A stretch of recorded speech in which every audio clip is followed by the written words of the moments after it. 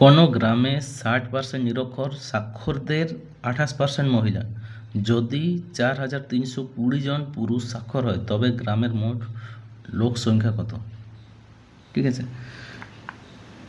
স্বাক্ষর আর নিরক্ষর। ঠিক আছে, স্বাক্ষর বলে দেওয়া আছে যে এই নিরক্ষর বলা আছে 60%, তাহলে এই নিরক্ষর 60, স্বাক্ষর হয়ে যাবে 40। ঠিক আছে,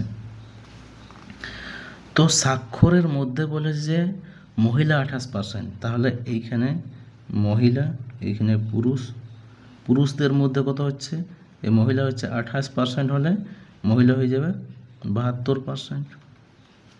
ঠিক আছে, এই 28% সমানই আমাদেরকে, এই 28% সমান আমাদেরকে কত দেওয়া হয়েছে, এই পুরুষের সংখ্যা দেওয়া আছে 4320 জন দেওয়া আছে। ঠিক আছে, এইটা সমান আমাদের 72% বটে, পুরুষের 72% বটে। ঠিক আছে, তাহলে 1% সমান 432072, আর 100% সমান হয়ে যাবে 100। ঠিক আছে, এইটা আমরা যদি কাটাকাটি করি তাহলে আমরা এটা 60 দিয়ে ক্যান্সেল হবে, তাহলে আমরা 6000 পাচ্ছি। ঠিক আছে, এইখানে আমরা 6000 পাই যাচ্ছি। ঠিক আছে, মানে এখানে টোটাল 100 আছে, তো 100%, 72 আর 80% সময় যদি মিক্স করে দিই তাহলে আমরা এখানে 100% পাবো। এই 100% অ্যাকচুয়ালি স্বাক্ষরের বটে, তাহলে এখানে আমাদের 6000 হয়ে যাবে।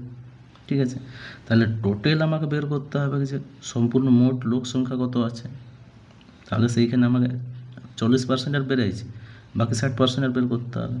তাহলে আমি এখানে আবার লিখতে পারি যে 40% সমান আমার 6000, 1% সমান হয়ে যাবে 100% সমান হয়ে যাবে 100। ঠিক আছে, এইটা আমি যখন কাটাকাটি করব, একটা জিরো ক্যান্সেল, একটা জিরো, 4 25। ঠিক আছে, 6 25 150, 150 আর দুটো জিরো, 15000।